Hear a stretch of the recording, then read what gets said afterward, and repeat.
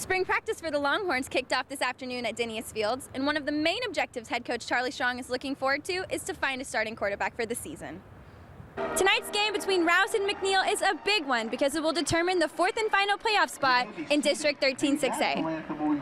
Today, Texas State played its first maroon and gold spring game under new head coach Everett Withers. Now, this game was crucial for the Bobcats because it exposed what they need to work on before the season opener on September 3rd. As the 4-7 Longhorns travel to Waco on Saturday to take on Baylor, they look to avoid their worst season since 1956. After missing last season while he was battling cancer, Texas State head coach Ty Harrington is back. And this year, his Bobcats are looking to start the season with a series sweep against Washington State. Hometown hero Corey Knable is back in Austin tonight for his debut at the Round Rock Express.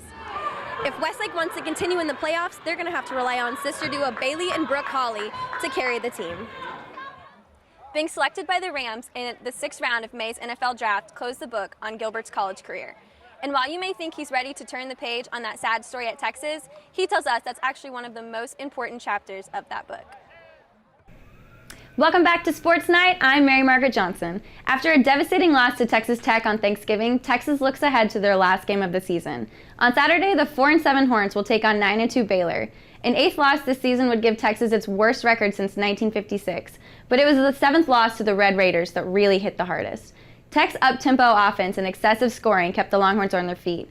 The Horns had 467 total yards, which is the second highest this season, but it just wasn't enough to stop a tricky Tech team. With 2.5 minutes left in the game, a fake kneel by Tech ended in a 40-yard touchdown run by Jakeem Grant.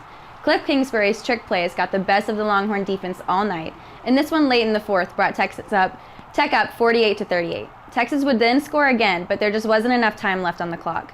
The loss to the Red Raiders secured back-to-back losing seasons for the first time since 1988 and 89. And now the Horns look for their first win in almost a month as they play Baylor in Waco on Saturday. The 2015 Texas football season can be described as loss after loss after loss. As the Longhorns hit the field again today for the first time since the Baylor game, head coach Charlie Strong is looking to finally turn this team and the program around. You know, we need to win. I mean, come on. I mean, we're talking about a unbelievable program, just so rich in tradition, and there's a standard of excellence here.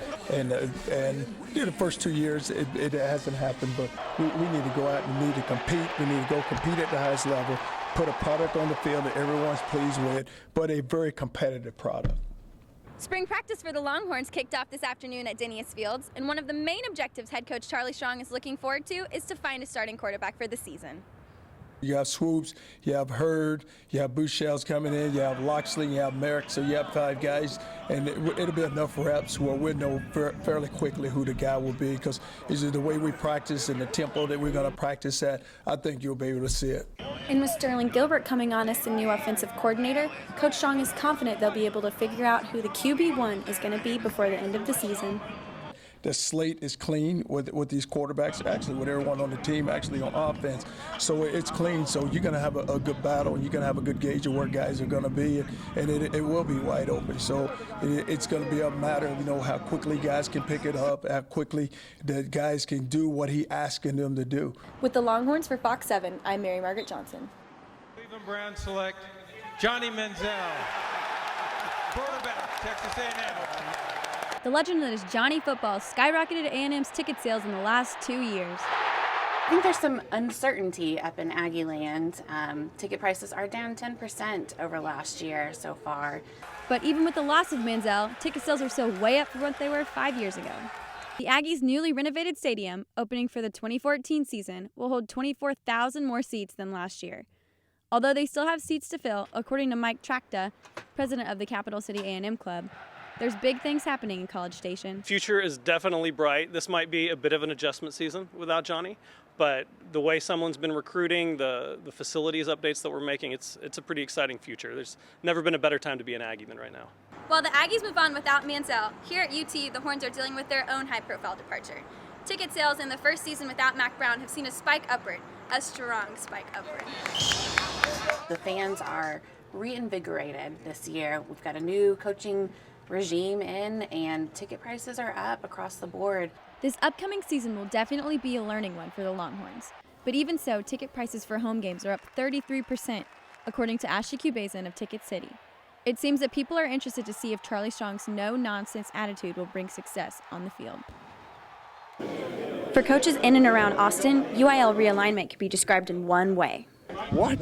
This might be the most surprised that I've been since doing this. Among some of the notable changes, Austin High dropped to 5A and got out of the district with powerhouses Lake Travis and Westlake.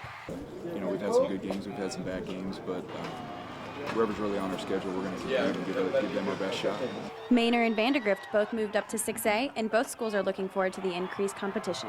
Ready or not, here it comes, you know, so our kids, they resilient. They're gonna fight and do the things they have to do to be able to compete. For me, it's exciting because I've been there from the very beginning, and now we've gotten to where we're fairly successful in the 5A ranks, and so to go up and compete with the big boys, that's kind of what I'm excited about, if we can do that. And I think we can.